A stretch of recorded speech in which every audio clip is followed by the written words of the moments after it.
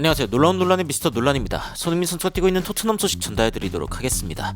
손흥민 선수가 미래 코치나 다름없다라는 이야기가 경기가 끝나고 나오고 있습니다. 토트넘 팬들이 굉장히 주목한 손흥민 선수의 경기 중 그리고 경기 후 장면인데, 어떤 장면이 토트넘의 팬들을 이렇게 사로잡았는지, 손흥민 선수의 이 코치로서의 모습 무엇이 나오고 있는지 바로 들어가 보시죠.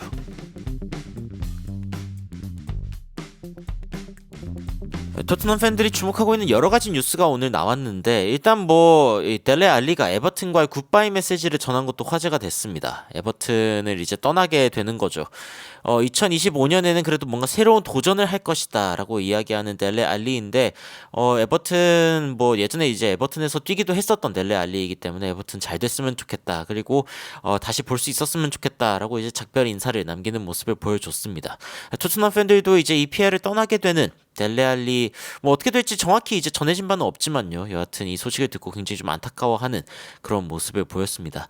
한편 손흥민 선수의 이 코너킥 골에 대한 이야기도 굉장히 많이 나왔는데, 특히 이제 두 명의 사람이 다트 모양의 그런 어떤 장식을 머리에다 이제 꽂고 이 경기를 보고 있는 장면이 또 뒤늦게 화제가 됐습니다.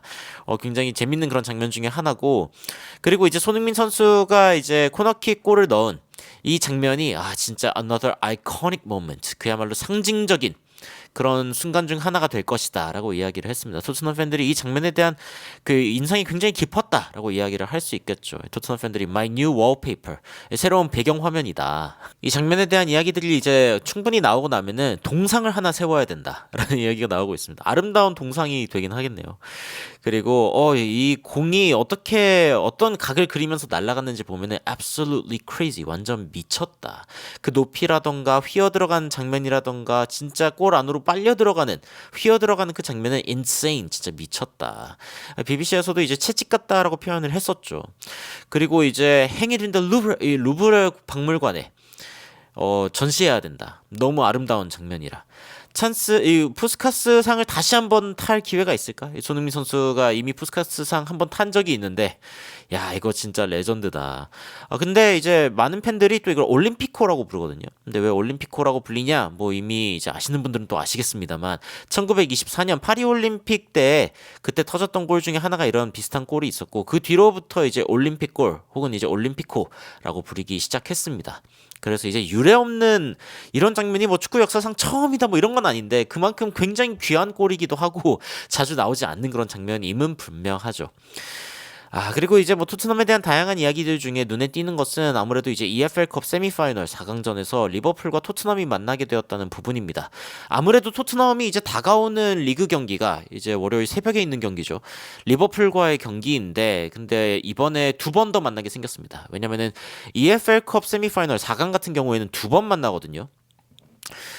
그래서 이제 어떤 이야기가 나오냐면은 토트넘이 처음으로, 그러니까 첫 번째 1차전, 이 EFL컵의 4강은 홈과 어웨이 두 번 다 치러집니다. 그렇기 때문에 다른 경기들은 다 단판인데 4강만 그래요. 그래가지고 1월 초반 이제 둘째 주죠. 1월 둘째 주 이때 이제 경기가 있을 예정인데, 근데 이때 돌아오는 선수들이 그렇게 많지 않습니다. 벤 데이비스, 히샬리송, 마이키 무어 정도가 이제 부상에서 돌아오지 않을까라는 생각을 하고 있고, 그리고 지금 크리스마스 지나가는 이 스케줄도 토트넘이 굉장히 정신없는 상황이기 때문에 과연 이 일정을 살아남을 수 있을까? 당장 다가오는 리버풀전도 굉장히 어떻게 될지 궁금하고요.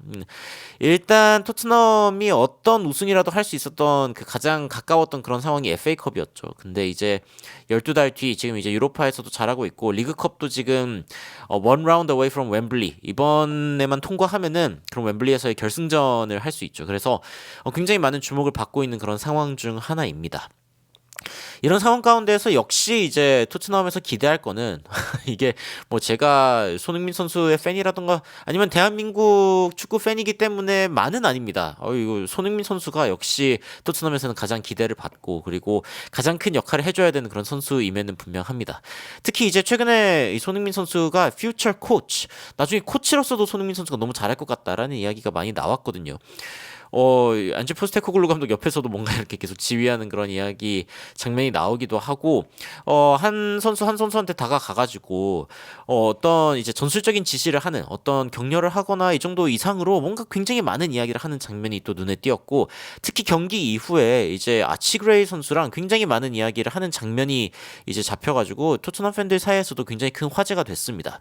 특히 이제 손흥민 선수가 이런저런 얘기를 하니까 아치 그레이가 좀 표정이 굳으면서 좀 속상해하는 그런 모습을 보였는데 나중에 좀 표정이 굳고 좀 속상해하니까 손흥민 선수가 또 안아주면서 풀어주는 그런 되게 정다운 장면들도 있었거든요. 아마 이제 그 장면 때문이겠죠. 이제 프레이저 포스터 키퍼에게 백패스를 한 그 장면 때문일 텐데 뭐 첫 번째 실점 장면은 그렇다 치더라도 두 번째 실점 때 이때 이제 뒤로 줘버린 것 때문에 사실 이때 아치그레이가 꼭 뒤로 줘야만 했냐 그렇지 않다고 사료되긴 합니다. 왜냐면 위쪽에 있는 선택지도 분명히 있었고 그리고 이제 토트넘이 왜 이렇게 공격적이냐라고 이야기할 수 있겠지만 그 토트넘의 공격 전술 뒤에는 사실은 이제 수비에 대한 부담을 좀 줄여주는 부분도 있습니다. 무슨 뜻이냐면 공을 최대한 앞쪽으로 전달을 하면은 그러면 이제 골과의 거리가 멀어지죠. 골대와의 거리가 점점 더 멀어지기 때문에 수비를 할 때 그나마 조금 더 이제 여유가 생긴다라고 표현을 할 수 있겠죠. 그러면은 공을 최대한 앞으로 갖다 놓는 게 공격적인 전술이기도 하지만 수비적으로도 의미가 있는 그런 행위거든요. 근데 뒤로 백패스를 하다가 이제 실점을 하는, 그러니까 상대방의 굉장히 센 이 전방 압박에 이제 어쩔 수 없이 실점을 하는 장면이 앞에 있었는데, 이렇게 줄 수 있는 어떤 장면이 있었음에도 불구하고 왜 다시 뒤로 줬냐? 이게 아마 손흥민 선수의 이야기가 아니었을까 싶습니다. 물론 이제 이 장면에서 프레이저 포스터 키퍼가 잘했냐? 아니죠. 왜냐면 공 받았을 때 시간 많았거든요.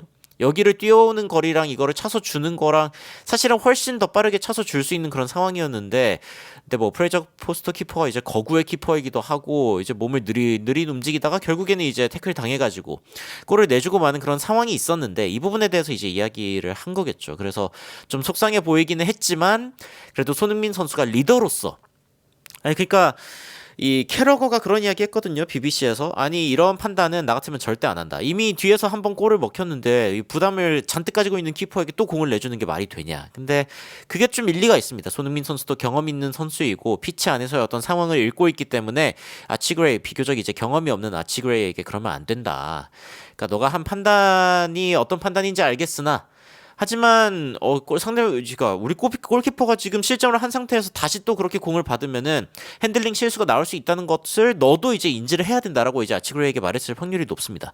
물론 아치그레이는 아니 이거를 줬는데 이거를 어떻게 뺏기냐, 이것도 사실 아치그레이 입장에서는 이제 억울한 게 맞겠습니다만.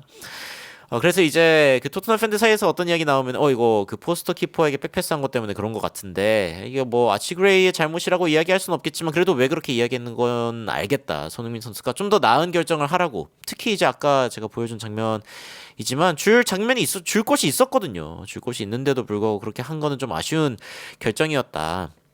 그리고 이제 굉장히 높은 레벨에서는 굉장히 작은 차이가 큰 결과의 이 차이를 가져오기 때문에 이런 부분에 대해서도 이야기를 한 것 같고요. 그러니까 건설적인 어떤 비판을 손흥민 선수가 한 건데, 이게 아치그레이가 조금 더 좋은 선수가 되도록 그리고 정교한 선수가 되도록 도울 것이다 라고 이야기를 하는 토트넘 팬들 모습 볼 수가 있고요. 캡틴이 하는 일이다. 이게 바로 캡틴의 일이다. Leaders have a difficult conversation. 그러니까 리더라면은 어려운 대화를 할 수밖에 없다. 필요한 상황에서는. 좋은 리더들은 이런 어려운 대화를 할 수 있는 어떤 관계를 만들어 놨다가 긍정적으로 이런 상황들을 해소할 수 있도록 하는 사람이다. 손흥민 선수만큼 또 대인관계 능력이 좋은 선수가 많지 않죠. 경기가 끝나든 아니면 끝나지 않았든, 경기장 위든 아니면 경기장이 경기장 바깥이든 손흥민 선수는 진짜 트루 캡틴이다. 손흥민 선수가 그렇게 말을 많이 안 한다라고 이야기하는 사람들도 있지만, 이걸 보면은 그렇게 이야기하기가 어렵겠죠. 나는 손흥민을 위해 내 자신을 희생시킬 준비가 되어 있다.